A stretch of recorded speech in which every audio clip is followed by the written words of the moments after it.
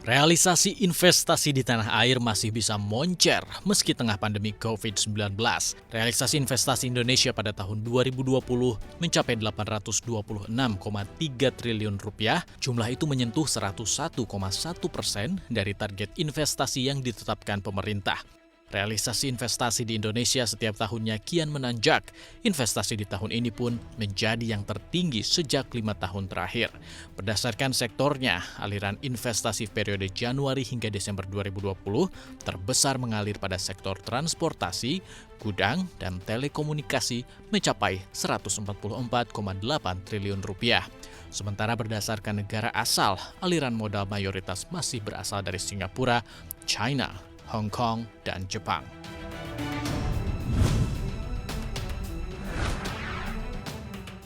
Pemerintah menetapkan lembaga pembiayaan Indonesia yang bernama Indonesia Investment Authority wajib memberikan dividen atau keuntungan dari laba bersih kepada pemerintah. Berdasarkan dividen, ditetapkan maksimal 30% dari laba tahun sebelumnya. Untuk modal awal pembentukan Indonesia Investment Authority, pemerintah menggelontorkan dana sebesar 15 triliun rupiah yang berasal dari APBN 2020. Sedangkan untuk tambahan modal dalam penyelenggaraan lembaga pembiayaan Indonesia nantinya akan ditambahkan 75 triliun rupiah.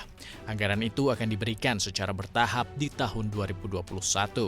Penambahan modal melebihi 75 triliun rupiah dilakukan melalui penyertaan modal negara dan kapitalisasi laba di tahan lembaga pembiayaan Indonesia.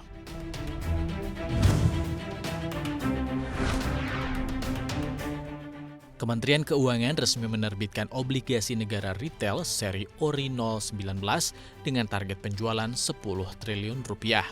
Dirjen Pengelolaan Pembiayaan dan Risiko Kementerian Keuangan Luki Alfirman mengatakan, ORI 019 diluncurkan untuk memberikan alternatif investasi yang aman bagi masyarakat. Nantinya, seluruh dana yang diperoleh dari hasil penerbitan ORI 019 akan digunakan untuk pemenuhan target pembiayaan APBN 2021, termasuk untuk upaya penanganan dan pemulihan dampak dari pandemi COVID-19. Salah satunya untuk program vaksinasi yang saat ini sedang dicanangkan oleh pemerintah. Periode penawaran ORI 019 yang memiliki kupon 5,57% ini dimulai pada 25 Januari hingga 18 Februari 2021 dengan investasi mulai 1 juta rupiah. Rencananya, pemerintah akan menawarkan 6 seri SBN retail secara online pada tahun ini.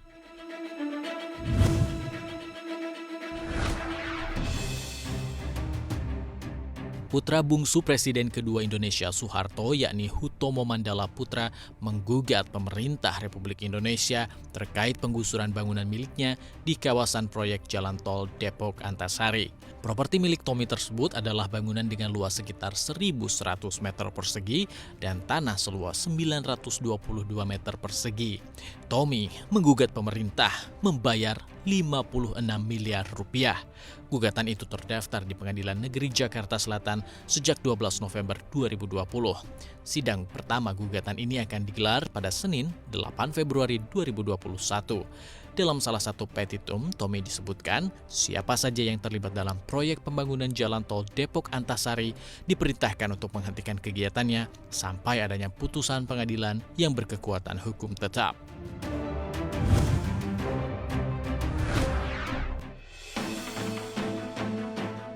China menjadi negara tujuan investasi asing terbesar di dunia sepanjang 2020 melampaui Amerika Serikat. Ekonomi terbesar kedua di negara itu mengejutkan banyak orang dengan kecepatan pemulihan dari guncangan virus corona. Laporan dari konferensi PBB tentang perdagangan dan pembangunan atau UNCTAD mencatat investasi asing langsung di China tumbuh 4% secara year on year menjadi 163 miliar dolar. Sementara dalam periode yang sama, perusahaan asing di Amerika Serikat justru anjlok 49% menjadi 134 miliar dolar. Meski COVID-19 menjadi faktor besar dalam merosotnya investasi asing langsung di negeri Paman Sam, namun data Departemen Perdagangan Amerika Serikat mencatat investasi langsung menurun tajam sejak 2016.